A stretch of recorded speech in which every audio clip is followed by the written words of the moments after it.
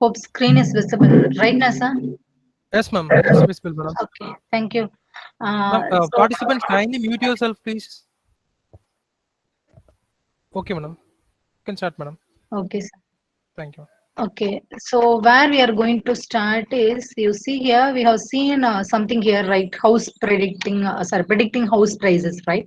So this is nothing but regression model. I told that is nothing but you have a certain independent variable with the dependent variable. You are going to have certain x-axis and y-axis. You know already some value. Based on that, you are going to train your machine with the. You are going to draw a line based upon your training part. From there, whatever you want to do a testing in later on days, you can do a testing based upon the line. That is nothing but training you have done in this particular model, right? This is called as regression technique, which is nothing but using for a continuous data. So these are the things I told already. So the same thing we are going to discuss here, the same model, but we are going to discuss in a real time. Okay, so for this, I have taken Boston data set. Hope you people heard about Boston housing data set. Okay, this is actually a real-time data set given by US Census Service. It was there till long back, I think, from 1978 itself they are telling, but I heard it is a very old data set. It's not the new one, but whomever they are going to start with the machine learning implementation, Iris data set, this Boston, and then handwriting data recognition. Hope you heard that neural network. If you are doing now, that handwriting data recognition is the basic data set that we are working with. So like that, the diabetes information. So many sites are there to download your data set for free of cost. But these are the standard and most famous kind of data sets. So that's what I can tell about it. So this data set naming is nothing but Boston. This is a housing data set which will predict the house rate. That what is I told the example, right? I have a certain kind of room numbers, then what can be the price of the so if the this much square of area is there, what can be the price of the rent of the house. Like that we are having certain x and y is it in a previous slide, right? So similarly I am having a certain detail here. If you see this Boston data model, so like this it will be what are the things there are 14 attributes are there. Out of 14 attributes, you know, right? There will be a number of attributes in that. There can be a CRIM, ZN, index, so many things are there. So first 13 are known as the input data. Okay, so the last one will be the prediction of the rate. Okay, this is the last and final one. If you take here, what is that? CRIM, that is a crime rate. What is the capital crime rate by town in that particular location? How is the security? So through the crime rate, I can find what is the security. Then what is the proportional of residential land in that particular 25,000 square meter? Then what are how many are belongs to the business acres per town? Or like that, they are having n number of features in it. Average number of rooms per dwelling, how much is there? What is the age of building owners? What is the weighted distance to five cost and employment centers? Then who and all the tax payment rate. So like that, they have given 13 attributes to determine the price of the house or rent of the house. We can tell in that way. Okay, this is what the data set what I have taken for today's class. 13 attributes are there. Still, we can see how the values are in it. I will show you in the Google Colab. Okay. So hope are you clear with that? What is the data set I have taken? I have taken Boston housing data set. What is that detail is all about? Based upon different parameters consideration, I am going to determine what is the rent of my house or price of the house. Okay. So on that case, Google Colab, hope you people have worked already, but still I will show you what you can do in Google. You simply type Colab. Okay, it is coming already. Check. So it is coming in a first right? Google Collaborator, Collab.research. It is a product of Google. Okay, it's defaultly binded with your Gmail account. So if you are opening it, it will come like this. So this and all my old versions. Okay, old file. You see here, this is my Gmail ID. Okay, if you're opening it, whatever the Gmail ID you have linked in this particular web browser, that will be defaultly connected. Okay, so these are the options. If you want to create a new book, you can go here, new book. If you want to open the new book, so these are the books already I have been worked on. So these are the books of mine. Okay, So even you want to share, you can share it in a GitHub or you can through the G Drive. Even you can download in various ways. So many things are there. You see here, I told already, even Google has given a certain kind of study material. You remember, right? If I'm taking a data science, they use it to give what are the basic things in data science. You see here in machine learning, I have shown you many number of libraries. You remember, right? Matplot library, and then scikit-learn, and NumPy, Pandas, like that. Many things I have given. But you see, in machine learning, in Google Colab, they have given only with the tensors. TensorFlow. Why? Because it is a product of Google. That's why they have given with that part here. You can read many things like TensorFlow concepts. You can study. Even you can take it as the reference site to learn. It is really good site. You can refer it and you can learn by yourself, like regarding TensorFlow concept. You see here, they have given even a real-time implementation as well. You can execute all those codes and you can learn what is this TensorFlow is all about. Okay, so this is all about Google Collaborator. You can learn even machine learning examples are provided here: text classification, image classifier. If you're because they have built on Keras model, that's why I didn't touch all those things because this is all somewhat advanced level. Now we are going not going to that much level. We are going to see with a simple linear regression. Okay, that's what I'm going to show you today. So in this part, due to time constraint, I have done this part already. So here it is my program. So Boston House ML linear regression part. So you know, right? There is IPYNB is nothing but IPython notebook. When you are working with the Jupyter, it is a web-based execution. So it is known as the notebook. Hope you are aware of already, but still I'm telling you once again. So that's why it is known as what is the extension of this program? It will be known as that IPYNB. Okay, IPython notebook. So whatever the file name .ipynb denotes the Jupyter notebook, Python notebook. It is indicating. Okay, so we shall add. We will enter into the code. Before that, there are two things are there. If you are opening a file, it will come like that. There is two part is there. One is the code which we can execute like this part. Okay, yeah, it is coming with the run button and all, right? It is coming, but here is the text box is something like it will like a yeah, I'm going to write a code of code for 10 pages actually. In between I want to give some texture. No, you can use the texture concept. Okay, you can simply type. You need not to do a command line and all. Boston House prediction model. Okay, like that I am typing something. You see here, it is simply coming like this. I need not to put any hash for hiding, nothing. I mean, command line, nothing is needed because it is a text part. You can't execute this part. Okay, it is simply. Sir, am I audible?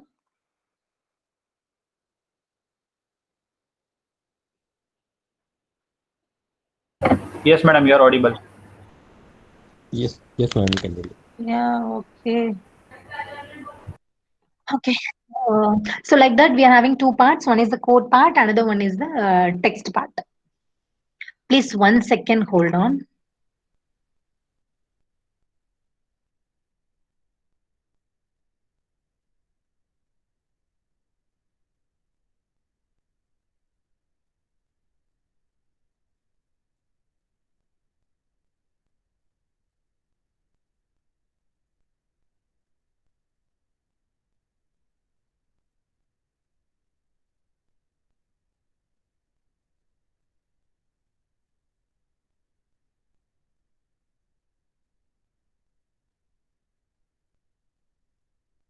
Sorry, sorry for the inconvenience. Okay, we will start here. We are having two parts here. One is the code part can be executed. It is only for a reference. You can give any text kind of thing in between the program writing. Okay, so first one I have started with the import. You hope you are clear. I told we are having n number of Python libraries, right? How you can include that Python libraries in execution, the keyword called hash import. It's like hash include. We are using something in C and all, right? But in Python, we are using a import. There are two different ways to import a libraries in Python. But here is the one way, that is a import pandas as PD. It is nothing but alias name. Each and every time you have to do like pandas dot. Whenever you want to call any feature in this particular library, library, you have to call like that library name dot. But it is not easy to each and every time call pandas, right? So that I'm giving on alias name as PD. After that, whenever I'm using the function in that pandas, I can simply call using a PD dot. Okay, the next one is about import numpy as np. That is nothing but numpy numerical python, which will handle the two-dimensional data. Already we discussed in our previous session, right? It is a which can capable of handling a array based discussion, right? It can be handled here. Then you see here, this is the one form of including libraries, import library name. Another one is nothing but sklearn.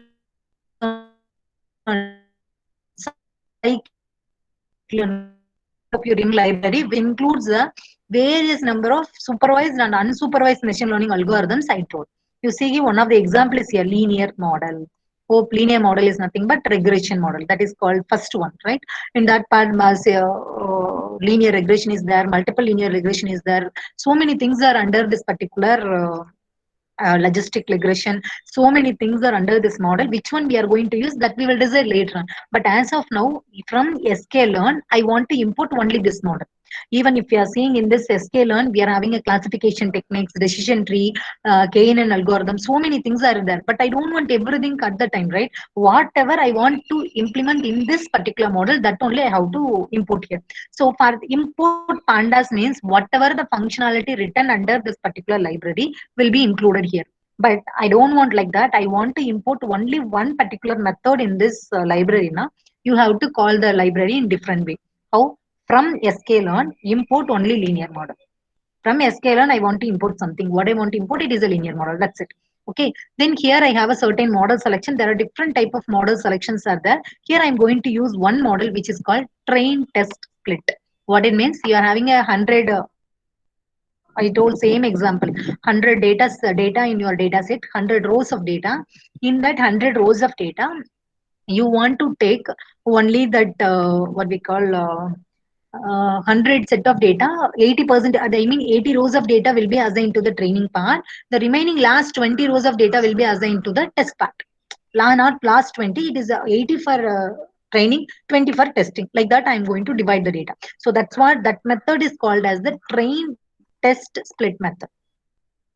Okay, so these are all the libraries what I want to include in my current process. Okay, let me execute. While I'm executing, sorry, I should shown you before. You see here, it is showing as connecting. Before that, it has shown like connect. But now while I'm executing this part, it is getting connecting, initialization, like that. Finally, it is showing connector. What it means now, while I'm opening, it is not connected with the server part to execute the program. But while I'm pressing the run button, it is going to be connected with the server, and it is allocating me what is the RAM and data disk. You see here, what is the RAM size here? Hope it is visible for you. Only 0.78 GB of RAM I'm using for this command. Totally, there are 12.72 GB of RAM is allocated for me. For this file, the Google is allocated 12.72 GB of RAM, but I'm not using that much. Even hard disk drive also allocated 107 GB they have allocated, but only 30 I'm using as of now in this part. Okay, so like that, it will be connected when you are pressing the run button. If you are not pressing the run, wait, let me show you one more notebook. Then you may be getting okay. Something is there in a fun. Use okay, car. Okay. You see here, now it's not getting connect, no, not connected. It is only connect. When I am pressing a run button only, it will change everything. After that only, it will connect to the backend server to give to allocate your RAM, and then what we call hard disk space. Okay, but now it is not needed for us. We will go to our back to our same program. So here what's happening again, my program is loading. It is getting still connect. Now I will run. You can see here it is connecting because I will run this program. It is already connected. So it is showing already it is connected. Okay. The next one, we shall go to the, so library is installed. Now what is the needed thing for us? So the important thing is we want data set, right? That is, we told like Boston data set is here, like that. We told something, right? If you are seeing a data set, hope it will, yeah. Here is the Boston data set. You can see here, right? What is this? This is about description of the process when they have who has been designed it, when it has been released, so many things are there. Then what are the variables in order? Here is the value. You see here, these are all the 13 parameters. Then this is the final rate of that, everything in dollar, like that. See, like the $10,000, 24, no, sorry, $1,000. So 24,000 it is like that. It has been defined. You can see this, right? It is having a n number of data. This is called Boston data set. This data set only I have taken for my verification. Okay, so let me go here. Now I have to import this data set into my execution, right? How can I install now? There are n number of ways available. See, read underscore csv. Hope you people have heard about that particular command, read underscore csv. You can read csv file in your corresponding location. Read underscore csv, you are giving any location, it will import the data from that link. For example, here is the link. Now you can copy paste the link and you can include that part. Okay, but here there is one more easiest way to include your data set, that is called data sets. What is the data set? Now sklearn itself having a certain predefined data sets. I told already, right? sklearn is the most important library. Why? Because of including all those things in a single umbrella. You see here, already in sklearn I have imported linear model selection and all I have imported. But now what I'm going to import now, I want data sets from sklearn. Okay, you are under sklearn data sets. There are n number of data sets available. Which one you want to import here? I want to import. So load, how to give your file name. The file name is nothing but Boston. Okay, so now the Boston file is ready to import here. Okay, that library I have called for here. Next one, what I have to do, I have to load the data into a certain object, right? So because I'm going to give a group of data under the particular variable, right? So that I have given a Boston is equal to load underscore Boston call function I'm calling, so that the entire of the rows and columns is copied into the object Boston. I have given, I want to simply print the Boston. You see here what's happening now. Okay, so here's, I didn't run the previous line now. So that's after that, why it is happening in Boston is so one line I have executed, the next line I have to execute, then only I can move to the another part. If I before executing this, it will take, yes, the Boston is not at all referred in that particular line what I have executed already, right? Now I will execute the Boston. It will give you the output of, you see here, okay. This is nothing but description. Due to the space constraint, it will not show everything like what it has been shown here. You see here, same data only, but it has been represented in different way due to the space constraint. Okay, so that, so for what are the features are there? You see the same features they have been given here. Okay, they have given it as variable, right? So all these things are, so okay, I didn't tell you what is mean by feature, right? So variables are known as the features. I told, right, when you are taking an apple as the input, you have to see what is the color, what is the size, how much big in size it may be, what is the shape, that like that thing I have to extract to identify the fruit. What are the basic thing we use it to see what is the color of an animal? Sorry, color of a fruit. What is the shape of the fruit? How much size? How much it is? So based on that, something is there. So like that, I am taking something to differentiate. Now that is known as variable. It is called as the features in machine learning. Okay, that all these what we call column values are known. I mean, first columns are known as the features of the data set. Okay, so that one is called as the feature here. You see what are the feature names are there? CRIM, is it an index, charts, the same thing what we have seen there.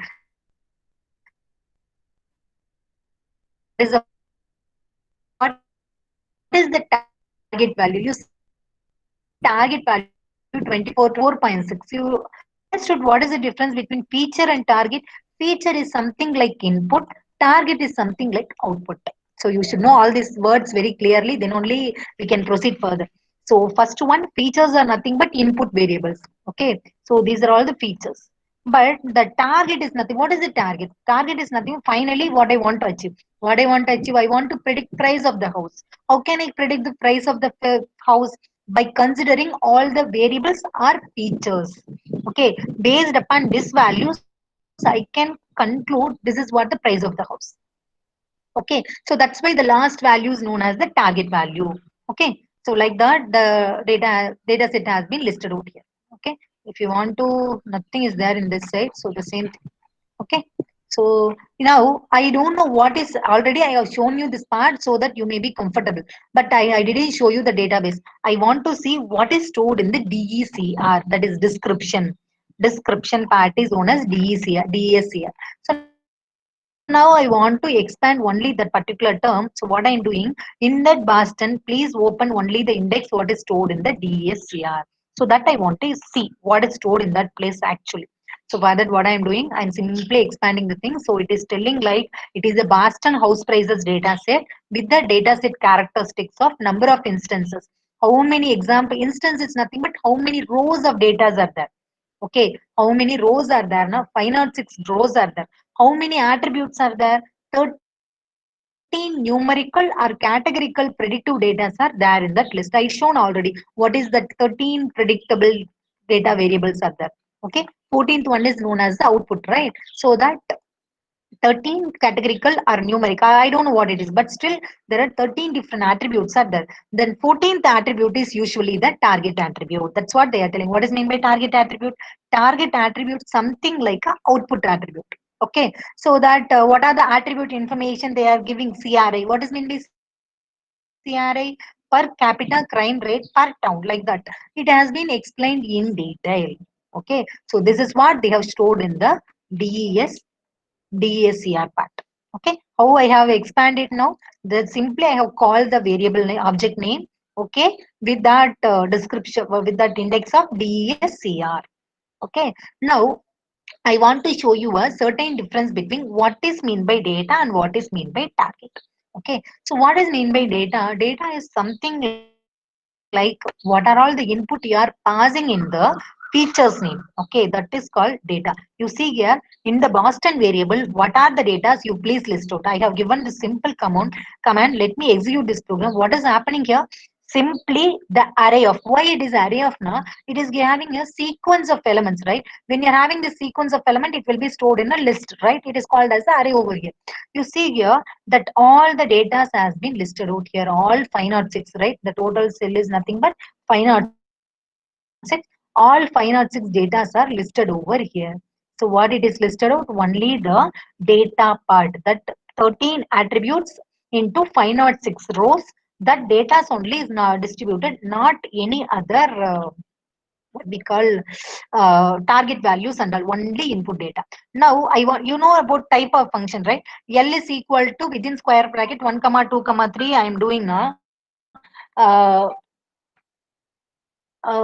type of L. If I am putting, it will tell you type of T is nothing but L, like that it use it to tell you. Similarly, I want to find what will be the type of this data.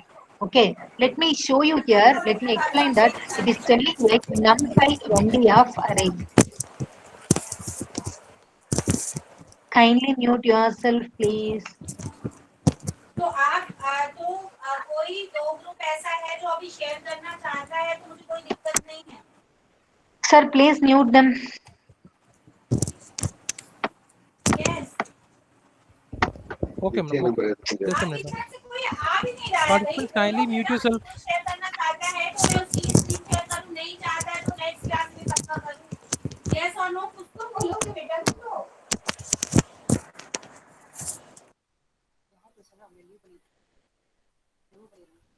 Ma'am. Yes, sir. Okay, Yes, ma'am. sir. So on that case, okay. So type of Boston data, you can see here, it is a NumPy data of a certain array. You see here, because it has been represented in terms of array only, right? So that whatever the detail it has been coming, that's why I have imported NumPy in the first state. You may get confused why a NumPy here, because it is, I told already, it is it is always running top on one on another, right? So if I want to execute this process, I want to extract this detail into a certain kind of array structure. So that's it is defaultly doing. You are not doing, I am not doing anything. Simply I am calling a functions whatever comes under that part. So while I'm trying to find what is the type of this data, that is input data stored in the Boston, it is coming in a numpy.nd array. Okay, n dimensional array it is. What type it is belongs to? It is belongs to the numpy library. Okay, so you see here, okay, input data is okay. I want to find, already I told what is mean by target. Target is something like what you are going to get as the output from that particular database. Okay, on that case I am giving boston.dayTarget. If I am giving that particular thing, let me execute that particular part. What's happening, you see it's giving you a hope you remember, right? You see here 24, 24, 21.6, 34.7. You see where I am reading 24, 21.6, 34.33 point. Let me show you. See 24, 21.6, 34.6, 33.7. So you understood, right? Target means only that last value that what we are going to get from that database, right? Okay, now if you are typing what is the type of this thing, again you will get the numpy.nd array only. There is no doubt. If you want, we can check it out, no problem. Okay, now I want to check what are the features name in Boston. You know what is mean by features name, right? It is nothing but attribute names involved in that process. Let me show. Already you know what is mean by crime rate. Then like that something is there, right? You see here within array they have represented some value. It is based upon the CRIM, ZN, index, chars, nom, RM, age. So the 13 attributes are known as the features name. Even if you're having any doubt, you can verify it there. You see here, always when you are coming with that what we call input data will be always having the two. I didn't show that, I think. Okay. So the input value will be having a two different features actually. What is the two different features now? The first one, how many number of rows are there? You see here in the input data, you have to see how many number of rows. How many number of rows are there? 106 lines of rows are there. Oh, then how many attributes are there? 13 are there. So always input data having a two different dimension. One is that number of line, another one is the number of columns. That is nothing but number of attributes. But in output, you are not going to predict multiple value, right? It is a single value. On that case, it will contains only one value, that is nothing but number of lines. I don't have number of attributes here. So what is mean by number of attributes? It is nothing but only one is final outcome. So so if you have a doubt, let me show you here. So what we can do,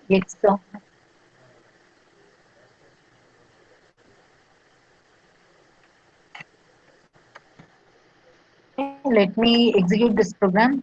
So what's happening here? I have, you know, right, what is mean by Boston data? Boston data is the input part. Already I told, right? Here we have shown you. I have shown you here what is mean by Boston data, right? Here I have shown only the data. What's happening? You see here. Boston data, it has listed out 506 columns, sorry, rows of value, 13 columns of value, right? So that when I am checking what is the shape of X, the Boston data is stored in that variable X. I am trying to find what is the shape. Shape is the function, shape is the attribute used to give how many rows and columns are involved in your process. So 506 rows are there because 506 different attributes are all, sorry, different values of instance are there already. I told values, rows or instance, everything meaning same. That is nothing but how many inputs you are having for the verification. Don't get confused if I am using a different terminology. The next one is 13. 13 is nothing but how many number of attributes I have been added. Okay, so if the same thing, what I have done, y is equal to past and the target. That past and the target also, I want to show you what is the shape of it. Let me show you that. So what can be the output? Can you predict it? Yeah, it should be only 5 or 6 because it don't have multiple columns. Why I didn't mention anything here? By default, it is understood there is only one value. That's why comma after comma it is empty. You can understand, right? Understand, right? So here what I have done, I have stored all input value, array value in a one variable X, all output target values I stored in another variable Y. Okay, so this is the way of storing input and target value into the variables. You see here, now I want to print X. What it will be printed in the X now? The simple thing, what we got it in a Boston data, what output I got, same output I will get it here. Okay, now I want to do describe of something. Okay, X dot describe one function is there. Yeah, let me do this function, but what's happening now? Here it will not do that. It will raise for an error over here. You see here, it is rising for a certain array. Why? Because this numpy, because X is belongs to the numpy. This numpy array don't have attribute called describe. So what is mean by describe, madam? What is the need of it? Now, this is a one way of finding the thing. That's it. So what is mean by describe? Now, I want to find. Oh, wait, let me show you the output. 1 second, please. Then I can tell you what is mean by describe. You see here, describe is nothing but a statistical analysis in the database, data set. You see here, how many number of data are there? 506. Even all 13 attributes are containing same number of data. So that's why count is equal to 506. What is the mean value? You know how to find the mean, right? That is a formula. So based upon the mean value, out of all 506 value has been added and the mean value is calculated as per the individual columns. Each and every attribute's mean value has been calculated. What then standard deviation? What is the minimum value in that part? What is the maximum value? This is the quartile parts, you know, right? This is a minimum 0th level. This is 100th level. Then what is each and every quartile contains? 25 quartile, 50, then 75 quarter of, then 3 by 4th. What is that average value? That also has been calculated. So this is called as the describe. This is available only with the pandas library, not with the numpy library. Okay, I want to calculate because here what is the type of X is nothing but numpy array. Okay, so this is the array based thing. I can't do that part. So what I'm doing, instead of storing my input data using this kind of command, I am using a data frame, that is pandas data frame. Data frame already, you remember pandas, why we are using pandas? To extract the data, or we are splitting the data, or you want to make the data in a concise way, like that you want to do something on that time, you can use pandas. Under pandas again, so many things are there, but you want to select only a certain features into a storage now, you need some place to store, right? That is called as the data frame. You are going to consider it as the data frame. Okay, so what you are going to take here, I'm going to take whatever the bar standard data that I'm going to save. So what are all the columns will take? The columns will take the values of bar standard features name. So that names will come on top and all the values will be stored. So the same thing what I have done in the bar standard data, statistical analysis in easiest way, I'm using the statistical analysis in easiest way. I'm using that pandas. Hope I am clear to you. So still I am going very slowly with that each and every step. Suppose something is not understandable, you please ask me. Unmute yourself, please ask. The next one is I want to store the target. So this is the input one. So already I told input is containing a data as well as the features name that we have loaded using a pandas frame. So to differentiate the term, I have given as data frame X. I have given over here. Here simply X, but here it is data frame X. To differentiate the terminology, I have taken a different variable name. Then df underscore y, I have taken a target value. Now I can calculate the describe. It is showing me the perfect statistical analysis of a database. But here it is not at all giving. Why? Because it is not necessary all the attributes should be associated with the libraries.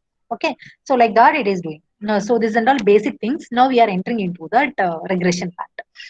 Now I have already imported linear model. Even in the, so hope you remember, right? Here I have imported linear model. Even in that linear model, there are n number of methods under that. Okay. On that case, in this linear model, what kind of what we call what kind of model I'm going to implement here? That's what I'm going to define here. You see here, what I have done here, I have what we call linear model. In that, sorry, in that model, I want to add only the linear regression. That's what I told at the beginning itself. Linear regression only I'm going to use it.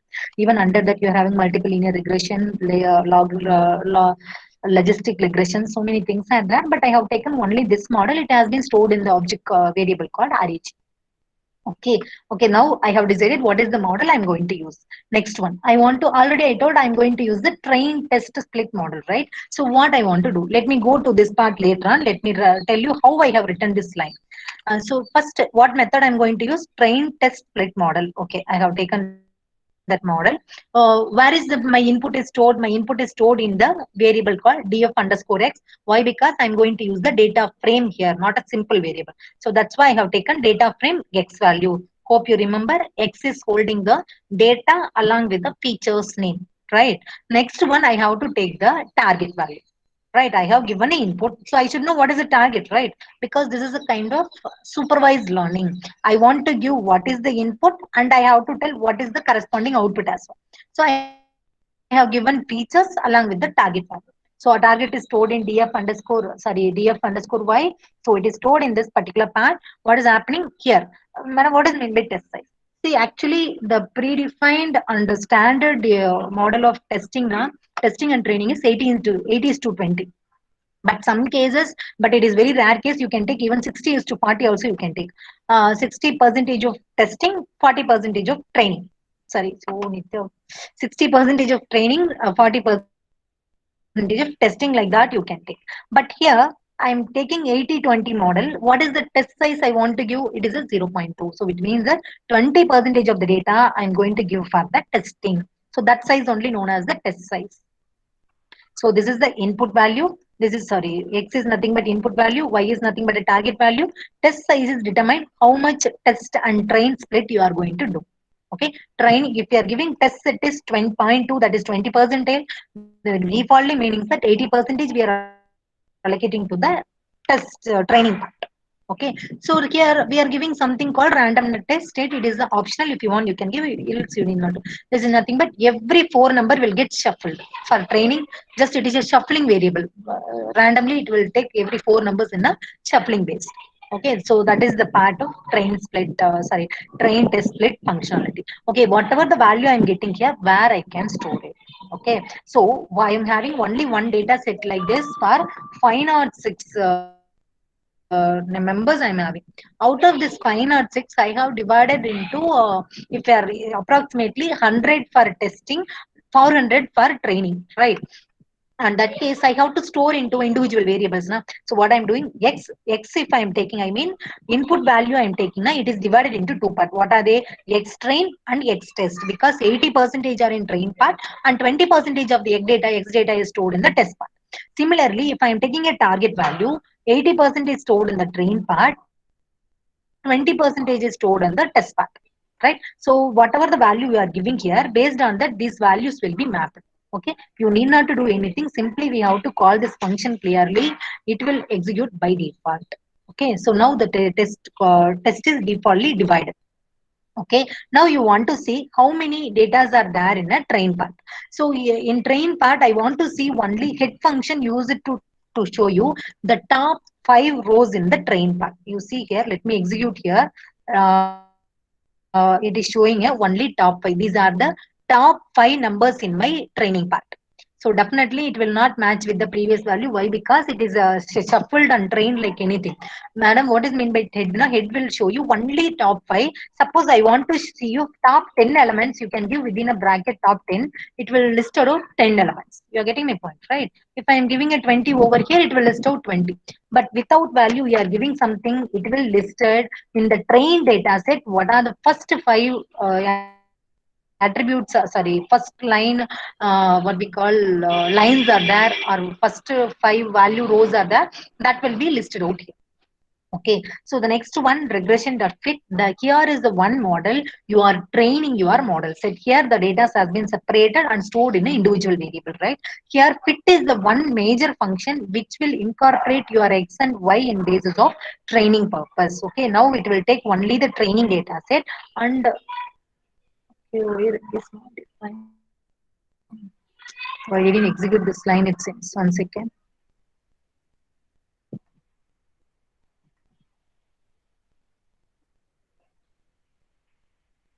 As I told already, if you are missing one line, since it is interpreted, if you are missing one line to execute, definitely it will be ended up with the error. You see here, now I have trained the model using my training data set. What is my training data set? It is a x underscore train. My target value for the corresponding x is stored in the y underscore train, right? So that I am using the fit function, I am training the x with the y value to do a proper mapping. So if how I can acknowledge that really this has been done by using a this kind of, when I'm getting this kind of thing, it has been done. See, I'm not doing anything, simply I'm calling a function. In background, these functions are doing this training part. Okay, the next one is coefficient. So what is mean by coefficient? You know, y is equal to mx plus c. This is the linear regression format, right? Then that each and every x is associated with the one coefficient value m, right? So that value only I am calculating using the attribute called coefficient underscore. So this use it to find out what is the coefficient for each attribute. I'm having a 13 attributes, right? So that I will have a 13 coefficient, because each and every individual column has their own coefficient to multiply, right? So that's why while I'm calling that regression model coefficient, whatever it has been calculated for each and every individual column will be calculated, and its corresponding coefficient has been listed out here. Hope I am clear to you. The regular fitness model is used to train my X and Y model with the proper mapping with the normalized way. Okay. In the same way, if we are seeing that coefficient, still there are so many functions are related with that regression function. But what are all the mandatory things for this linear regression only I'm showing here. Okay. Whatever the coefficient value, how it is calculating, that and all we are not, that is a mathematical concept behind that. That has been implemented with that attribute. Since we are calling this attribute, it defaultly calculating and it is giving only result to us. We are not worrying about how it has been calculated. We should know how to use it. That's our major thing. But we should understand what is the concept behind that. But it is not the right time to do. Okay. So coefficient has been listed. So what I have done, first I have called the linear regression model here. Then I have done that train test split model with that how much test size I'm going to do, how randomly I'm going to shuffle the information. After that, I have trained my model. How I have trained my model? Using a fit function. Using the fit function, I have mapped my x and y values to train by itself. Okay, then I just want to see what may be the coefficient value that has been associated with each and every attribute. To find out that, I have given a simple command called coef underscore, so that I'm getting a coefficient value for each row. Okay, now I have to predict the value. Okay, so this is not the real prediction. Still, I'm going to predict using that test value. That so only 80% of data set only we have used. Still, we have another 20%, right? That using that 20%, I'm just going to test really it has been worked fine or not. Okay, how I can predict it? I want to now this is now fit is the function for training, right? But now I want to predict. That is nothing but, you understood, right? This is a kind of testing word. Reg is my model. I'm going to do the predict what I'm going to predict now for the X test. For the X test, what is X test? X test is the value for what I want to find. What is the Y test value? You're getting my point already. Apple we have given, we have trained the machine to the most core, like how the different apples and all. After completion, while I'm giving a red color apple, it has to find this is apple, right? Like that.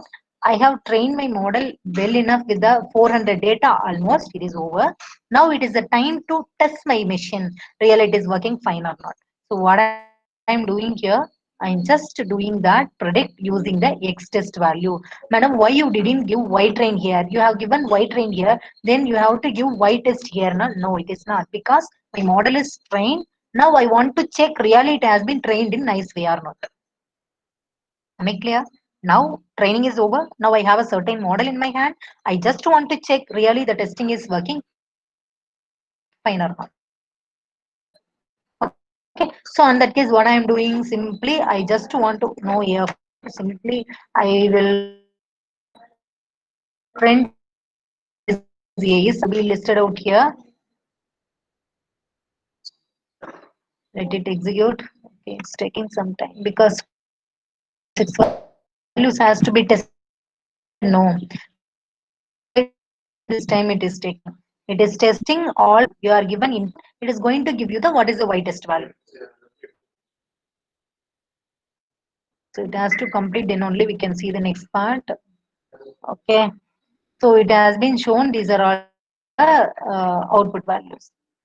Okay. So what is my a of 0? A of 0 is a 12. Okay. A of 0 is a 12. Now what is the y of test of 0? You see here, it is the 16.5. But this is the actual value. What is stored in y of test of 0 is nothing but 16.5. But what it has been stored is the what it has been given is the 12 point. You are getting my point. So predicted value is 12, but actual value is 16. So there is some error. Still, my machine is not predicting that much clear way, right? Let me take a of 2. Sorry, let me execute this part. Only second value let me execute because it's going too lengthy, right? I just want to simplify it. Then the same thing, y of test also. Let me give you the value called y of test of 2. You see here, okay. Wait, so okay. Row value, let me take y of test of 0. Okay, what it is giving? 1, sorry, 0, 1, 2. So you see, almost it came to near. So I want to predict number. So see, this is the input it has been taken in the test. After doing the test part, it has been given with a certain output over here. That output is actual output. It is meeting. Almost it is meeting, right? If I am giving a of 1, it will give you a certain output. If you are matching with that, it may be matching or it may not be matching. You see here, it is coming 26, but it is 24. So some values it is matching perfectly. Some values there is a mismatching. But while I'm seeing a of 0 here, what's happening? It is giving you a 4 difference because 12 it is calculating, but here the value is 16.5. Then while I'm giving a 2 here, it is almost matching 17.3 over there, here 17.4. So like that, if we are finding the overall thing, there may be some error. So what you have to do? You have to again train your machine for a next in increasing the accuracy. See, one more thing is here. It is a very simplest way of executing regression, linear regression. It is so always there is a possibility of getting prediction error in this particular model. So that's why they are going with the multiple linear regression, logistic regression to reduce that error rate. Only they are going for next model. But this is the one of the most easiest and basic model for testing and training purpose. Okay. Now, if you are seeing how much error prediction you are having in the overall calculation, not on only one, in the overall thing, this is all another one important thing, error calculation. That slope you are drawing, right? In hope I have shown you here. In this thing, error rate you can calculate using that slope. Okay, in that slope you can calculate what is the error rate and all. There is a certain formulas to calculate there and all. But based on that, you are having so many things: root mean error, mean square error, like that. Many types of errors are there. Here I have calculated for mean square error, where it has been associated with. It is associated with the NP. NP, you know, right? NumPy. So NumPy mean I want to predict X test minus Y test. You're getting my point, right? It is going to be because it is a mean square error. So what I want to make a score of approximate value of what is the mean square error I am getting in the entire database. What is the error I am expecting? 25. It is very high rate. So what you have to do? You have to do some other model. I have to adapt some other model to reduce this error rate. Okay. So this is known as linear regression part. Okay, where it has been started, we have been started with the importing what are all the library files needed to execute the program. The next important thing is to import the data set. The data set can be imposed in many ways. I will show you another one way of importing in the next file.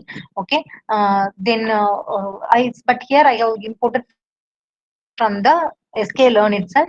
What kind of data set I have taken? Boston House rent data set I have taken. Then I have shown you how to see the individual variables. I told you have to keep remember, when you are having the input, there are two different things available: number of rows and number of columns. Rows indicating a values, columns indicating an attribute or variable.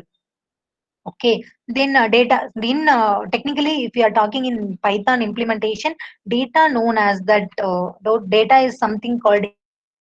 input, which is including a number of rows with the columns. Then target is something like output. After considering all those things, finally what you are going to get. That is called target. Most probably, whatever the data set you are taking, the final column can be considered as the target. Okay. Then I told you what is meant by features name. Features name is nothing but what are the attributes names stored in that data set. Then I have told you how to store the input and target value in different way. Then what is the purpose of describe. Then we have started with the linear regression here. Then how to split the model input value, target value, what is the test size, what is the random shuffling you have to decide. So based on that, I have decided what kind of fit model I have taken. Already regression model I have taken. To fit the process, I have to give what is the x and y value. Then this is a simple process. Even if you are not doing that, it is not at all a problem. Okay, then you have to, this is a training is over. Then you have to do the prediction, that is testing first. That I have done. I have shown you what is the comparison over here. Then finally, I hope I have clear. So we shall move to the next program. That is nothing but this is the first example. Okay. So we have seen here, right? Supervised learning. One is the regression. Another one is what we call classification, right? Then the first session, the regression only. First part of the supervised learning, regression is over. Now it is the time to see about classification. Okay. That classification, we are having a certain data set. You can Google it. It is, and I also opened in Wikipedia only. This is the iris flower data set. This is the kind of flower I will show you here. Okay. You see here, this is what iris flower. There are three different types are available. While seeing the flower itself, you can, it is not clear. I will show to the next. You see here, this is that three things. Okay. Three models are that you see here. You see, you can see the difference between three flowers. It is looking different and it is looking another different, but all are belongs to same family. So here, this is known as sepal, this is known as petal. So sepal width and length, petal width, sorry, width and length. Based on that only, I am going to calculate the, I'm going to predict what kind of flower it is. You're getting my point? I have same family iris, but under that iris family, I'm having three different types of flower. How can I differentiate? While seeing itself, you can tell this flower is looking different. This flower, petal and sepal length are different, right? So I am taking what are the features from these flowers. Now, four features I can take. Sepal width and length, petal width and length. Based on that, I'm going to differentiate these flowers in a three different categories. You see, very easily we can, but some flowers, sepal and same family also, so that I'm giving a certain range. If it is belongs to this much length to this much length, it can be belongs to Virginia, or it can be belongs to versicolor, or it can be belongs to setosa. Like that, I can give the detail. Okay, so this is the most important thing in your iris part. Okay, here itself they have given. No, they are also imported from this part only. Okay, let it be here. 1 second. I will show you this database should be somewhere.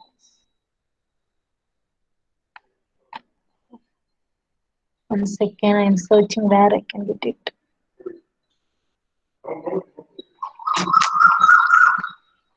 Okay, hope I'm having in some other programs of mine. I think 1 second.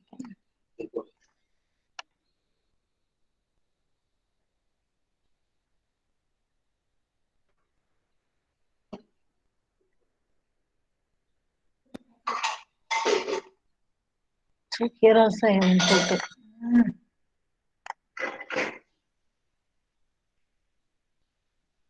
1 second, please. I just want to show you the data set. That's why I'm searching. Okay, here I have given you.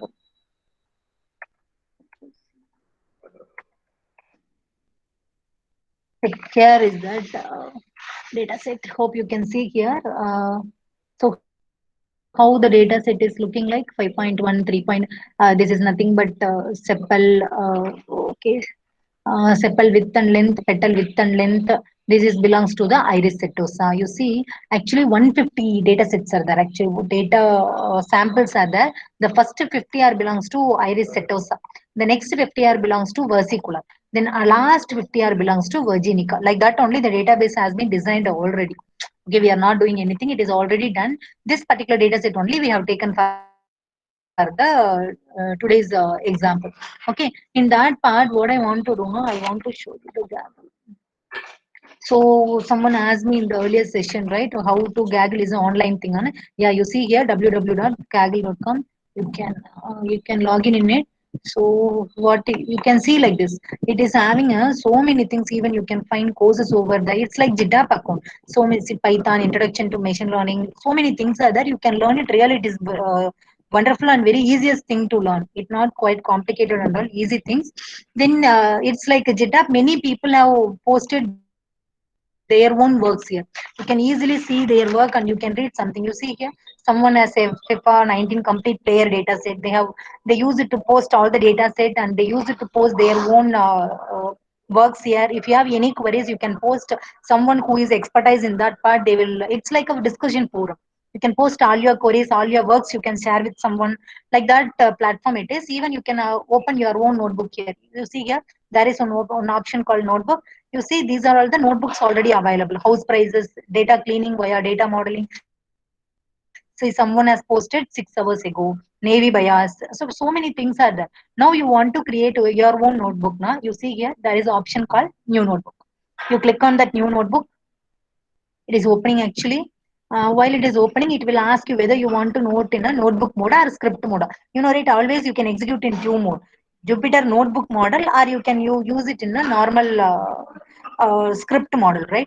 I want to go with the notebook model. Then you want to use the Python or R. Always you can go with two language, Python and R. Python, R, both are almost same only.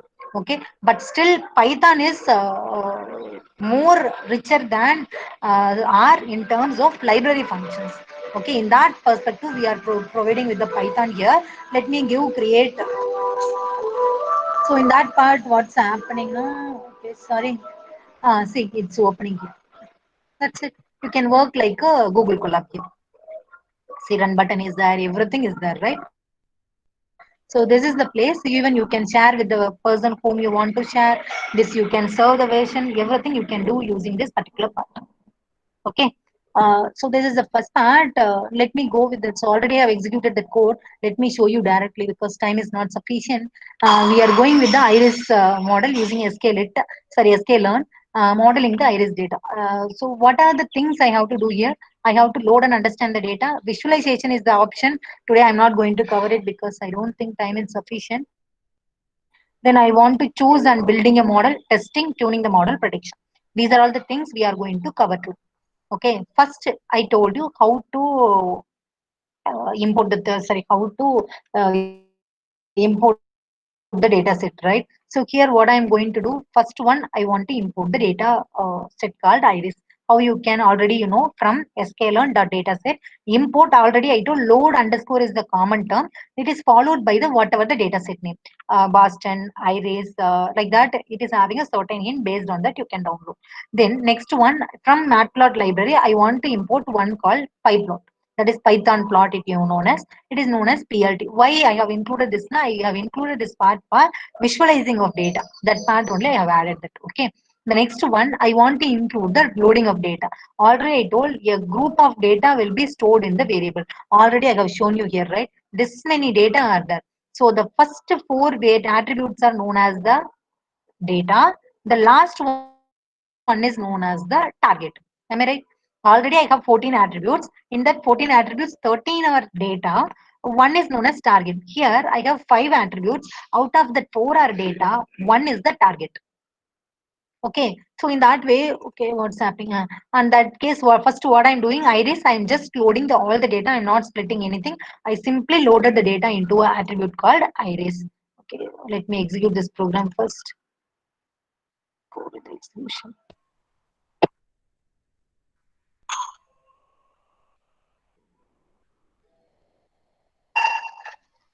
Okay, executed. Next, we will go to this part.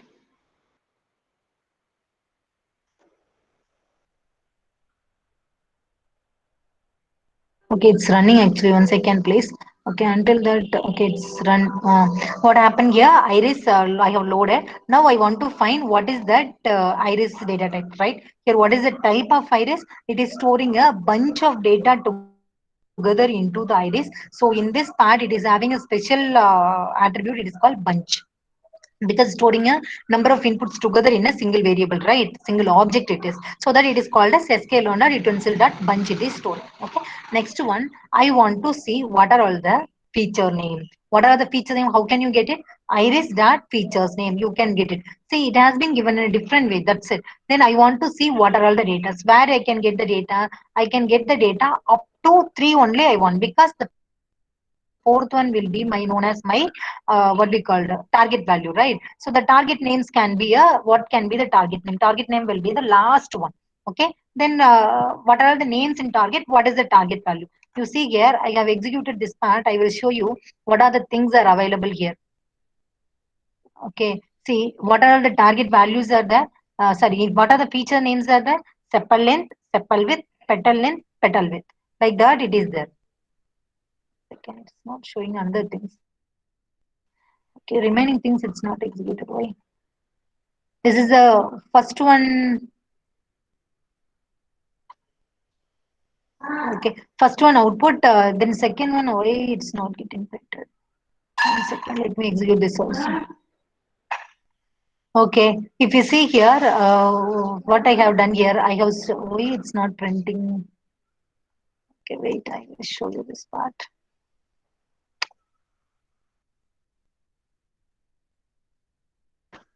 Let me run once again.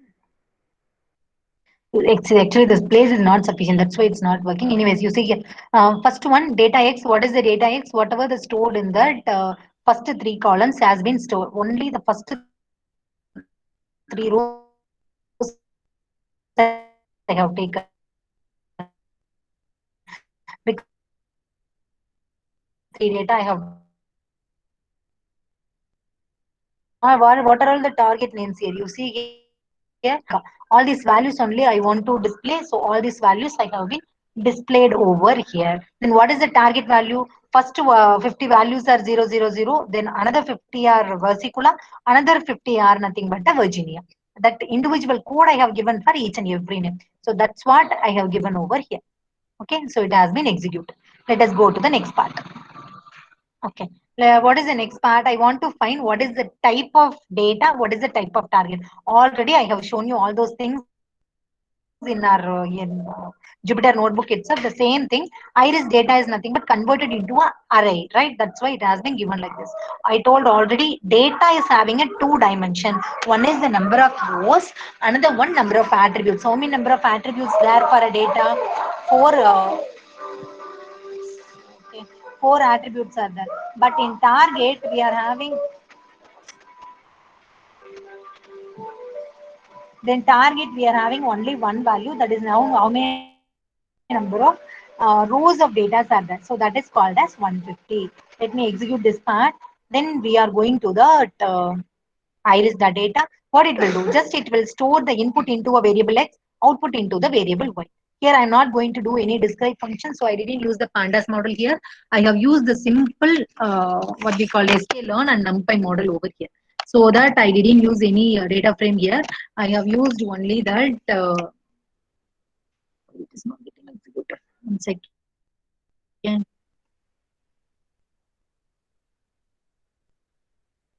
Let me run on. Okay. This also has been run. Okay. So this is about visualization part. So data has been stored in X and Y variable. Okay. Now next part, visualization part. Okay. I will tell you an overall picture. Visualization is something like you see here, like this, I can draw some graph. Okay. How I am going to draw this graph is known as the data visualization. You can see the data in this part, whatever I have given here, right? The same data only I have shown in terms of diagrammatic representation. That's it. That is called data visualization part. In that part, Matplotlib library plays a major role. In that part, so many methods are there. Here I have imported one method called CM method. Okay, here what I am going to do now, I just want to add a subplot. I am going to decide what is my figure size. What is the figure size I am going to decide? That one I have decided over here. What is the subplot? I'm going to give the subplot number. Simple numbers I'm going to add. Then title I want to give. What is the title? Iris classification based on sepal length and width. What is the font size? If you are increasing the font size, there the title will be comes bigger in size. I will show you the difference. Then similarly, inside x and y axis should be named, right? That thing also I have given over here. Okay, then what kind of line you want to draw in a graph part? Only the dashed lines. What is the color? That color can be a 0.75. It will be a minor lines. It will be. What kind of graph you want to draw? It is for the scatter diagram. Okay, in that scatter diagram, x-axis nothing but sepal length, y-axis nothing but sepal width. So x-axis first value, y-axis next value. Then here I am taking the sample is equal to random 100 value. Then where you will get the final value, it is the target value. What is the marker? Marker 0. That's why it is giving you a round sample. You see here the same thing I have given x over here. So what is the x? Instead of round, it is marking it everything as in terms of x. So this is the parameter what kind of map you are going to draw. Let me execute this code. See what's happening now.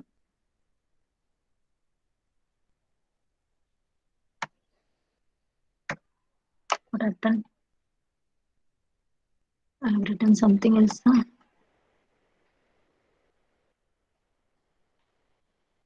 Yeah, it came. You see, now you can see the difference, right? Here I have changed the font to 40, but here it is 20. You see the title is getting different. Only thing that one I have changed over the here also you want to do instead of O you want to give some other part shape. If you are giving that thing will be presented here, no problem. So this and all as per our convenient we are plotting something as per the value given in that what we called graph part. So okay, whatever the sepal length and sepal width, it is drawing one graph. As per the petal length and petal width, it is having another one part. That's it. Okay, so this is called as the visualization part. Okay, simple thing only. Just we want to make the visualization of our entire data. Okay, the next one we will enter into the model now. So choosing the model, there are classification again. There is so many models are there. Here I have taken a KNN model. Hope you know about KNN model. What is KNN model? The K nearest neighbor algorithm it is actually. K is a certain thing you have to choose. In that part, if suppose K value is equal to 5, I am checking the nearest up to one neighbor, it will check and predict what can be the output. You can see, you can, so okay, I will go to this diagram itself. You see, suppose it is, this is a training set, right? Suppose on test set is coming, it dot is placed here. You just consider the dot is going to be placed in this circle. What is the nearest possibility? The red color, right? So it can be a iris versicolor. So on that case, whatever the new value came, by checking the nearest one value, it is known as iris versicolor. Okay, suppose the values come nearer to these 2 points. These 2 points it is coming. You just see both are in the same part. So when you are increasing the k length is equal to 5, it will see the first 5 nearest neighbor. So 1 is only nearer. But here if you see 1, 2, 3 are the nearest.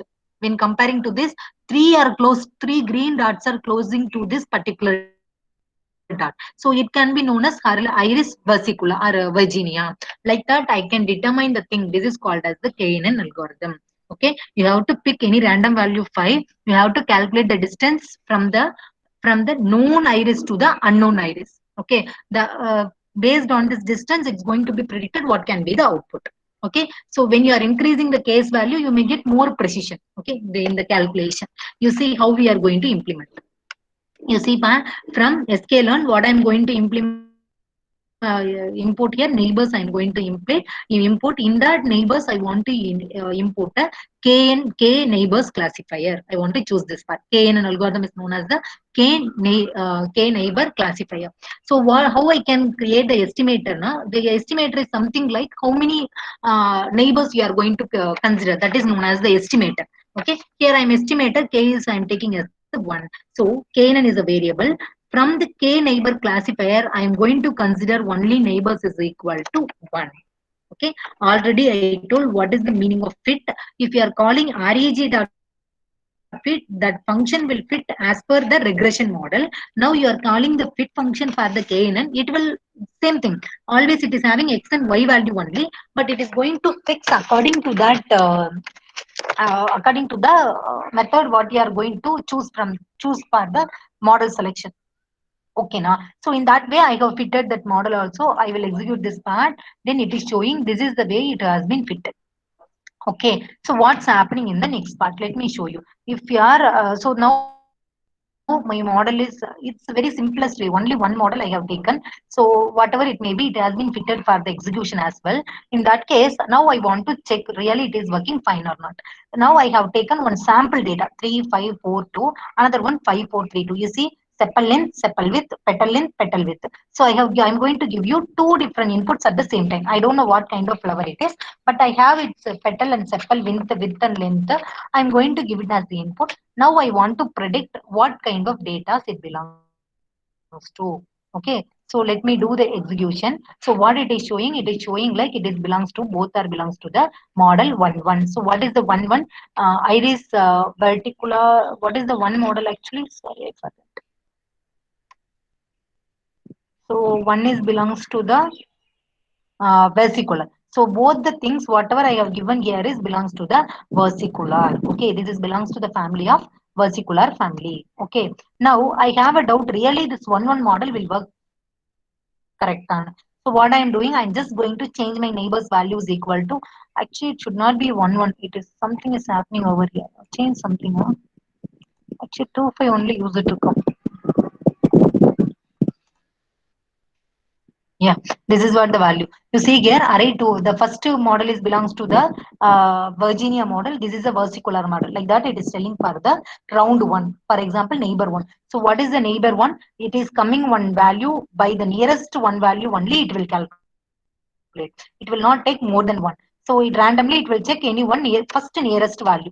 Okay. So what I'm doing, I want to change my nearest neighbor value, that is instant value, to the number 5. While I'm doing, what it will do, it is coming here now, it will check for the first 5 nearest value. So which one is comes with a majority one, that will be considered as that particular type of flower. Okay, on that case, what I'm doing here, K5 I'm taking. Whenever you are changing the neighbor value, you have to fit the model, because fit the model is the place where you are training your model. Okay, once my training is over, I have to predict the value, right? How can I predict? By giving a new input. Where I have stored my new input is stored in the x underscore new. Now, while I'm executing this process, I'm getting array 1, 1. So I'm getting more precious when I am increasing the K value. Okay, because already it is telling, by referring only one, we can't tell something. We have to refer in all the perspective, then only we can tell this can be the right one. Okay, so this is nothing but designing a model part. Still, you can use that test and split method here also. Okay, so how you can do, right? From model selection, you can use that train test split. So here I just want to show you with the 60-40 model. I told 80-20 is the frequently using, but 60-40 also eligible, this is also possible way of testing. Here I have taken test size is equal to 40, which means that 40% of testing, 60% for training, right now. So on that case, I want to show you what is the training shape, test shape. You see 150 are there. Out of 150, 40 are going, 60 data I'm going to take for the test purpose. Then remaining 90 I'm taking for the test purpose. Sorry, train purpose, train and test. So like that, what is that shape of train and test and all, I have checked over here. It is tested.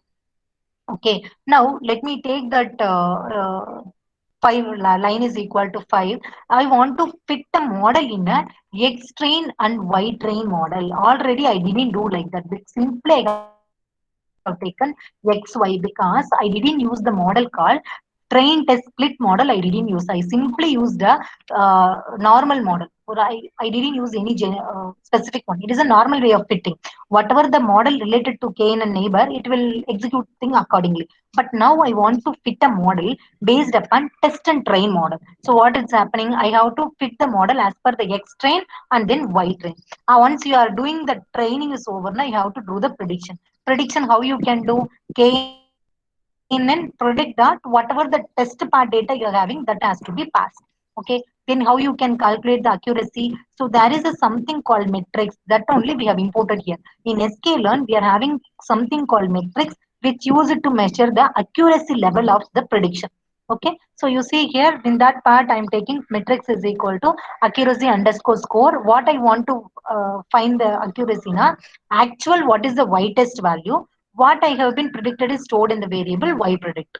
So I want to find the accuracy rate between Y test and Y predict. I am getting almost 96.66%. This is for my K is equal to 5 value. The same thing while I'm executing for k is equal to n, sorry, k is equal to 1, I am getting only accuracy is equal to 95. Hope now you understand. As per the machine learning, even if you are increasing 0.01 percentage of accuracy, your research is recognized, will be recognized. Okay, on that case, you are increasing 0.01 percentage, right? So definitely it will be a better method. So now you understood, when I'm increasing the checking the nearest neighbor in a more number, it will give you a high precious data, right? So this is called as that accuracy checking part.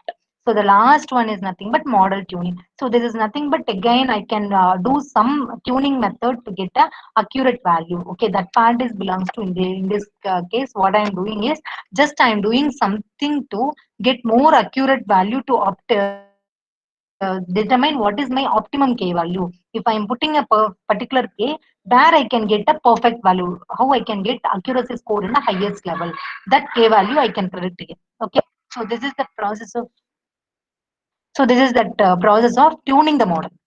But this is an optional one. You don't worry about this part. But up to this analysis part, you should be clear to work on with any kind of process. Okay. So that is what we have started here to do with the loading and understanding. You should know how to visualize it. You should know what kind of model and model building you are using, how to do the testing part, and you should know how to calculate the prediction part. That is, prediction is nothing but how much accurate your data prediction is all about. If you want, you can do the tune model. At least you should be aware of 1 to 4 and sixth one. It is more important one. Okay, so these are all about two different things. One is about we have discussed about what we call, we close that one, regular sorry, linear regression part, that is which is having a continuous data. But here one we have discussed something regarding that discrete or categorical data, which is giving you detailed analysis of categorical data, how to analysis and displaying you the test and train data part. Okay, I told you like there is a one more way of importing a data, right? So here is that one more way of importing the data. Import pandas. In pandas, I am importing something called read CSV. In pandas, read CSV is the function used to import CSV files into the working notebook. Okay, then matplot library, pyplot, something I am importing here. I have taken a URL. What is that URL? This is the URL actually, the source data URL. In that URL, what I am doing, I am going to give dataset is equal to read underscore CSV. With open bracket, I am going to give what is the URL is all about. I can give directly also. Okay, now what will happen? Whatever the data stored in this URL will be copied and that will be stored in the variable data set. Okay, like how we have do in the same way here, but here we have used that thing called what we call, we have used the terminology called data sets, because the data set is already imported in the sklearn. But it is not mandatory always you have to go in that way. Suppose you are using your own data set, you are not using a sklearn data set, so this is the way you have to use your data set. Okay, then data set shape is nothing but, what is the data set shape? 150 rows and 5 columns. Okay, including 150, it should be, I don't know why it's coming 149. 150, it should be, it is having a 4 attributes and 1 target value. Okay, then head top 20 should be listed, because it is starting from 0, it is showing up to 19. I told already what is meant by describe. You see here, even if I execute also, it will do the same thing, nothing will change. So this is the another way of importing CSV file in your notebook. Okay, then here is the another way of this executing. Same thing it came here. So I told already what is meant by describe. It will tell you how many number of data are there, what is the mean value, what is the standard deviation, input maximum, and it will give you what is the pre-quarantine quartile value. Okay, each quarter value it will display you in a right way. Okay, the next visualization. That's why I have here from Matplotlib pyplot. So this is a simple way of drawing. You need not to do anything. So data set, I want to do a plotting. Okay, I want to do a box plotting.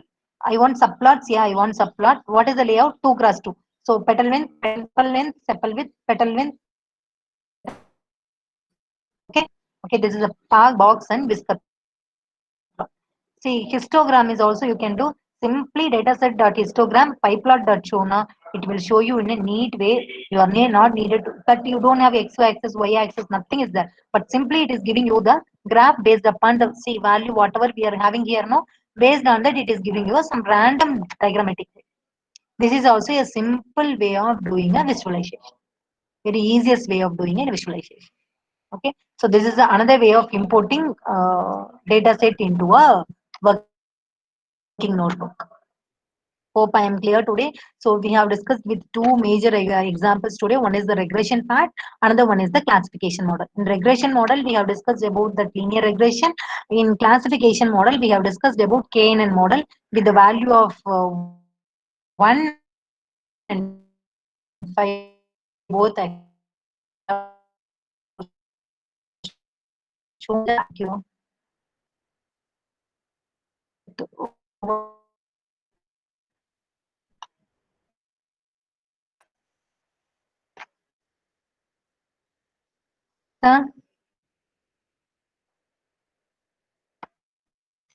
Excuse me.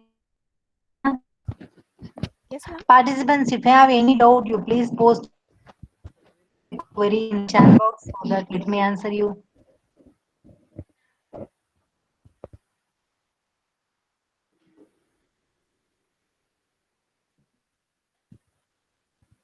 Dear participants, if you are having any query, post in chat box or unmute yourself and ask our resource person.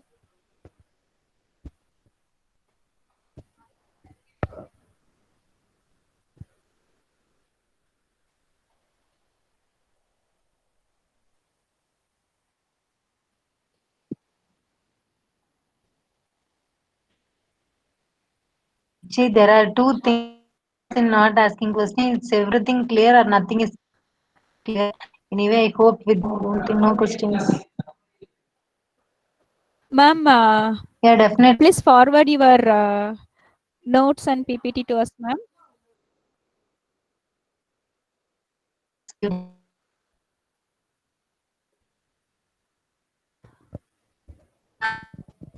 Hello, ma'am. Is I Yeah, audible to you? books I will show. Ma'am, am I audible to you? Yeah, ma'am, you are audible, but Hello. hello, ma'am. Yeah. I will share you, ma'am. I will share you my PPT and I will share you my notebooks. 3 notebooks I have shown today. Iris and then Boston and then simple way of executing that Matplotlib library. All 3 things I will share with you people. No problem. Thank you for your Okay, passive listening. Thank you for the opportunity, madam. Thank you so much. Okay, ma'am. Thank you. On behalf of our Vallolar College of Engineering and Technology and our coordinator, I express my sincere thanks to you, ma'am, for your wonderful session. Thank you, ma'am. Dear participants, please join us 2 p.m. for the next session.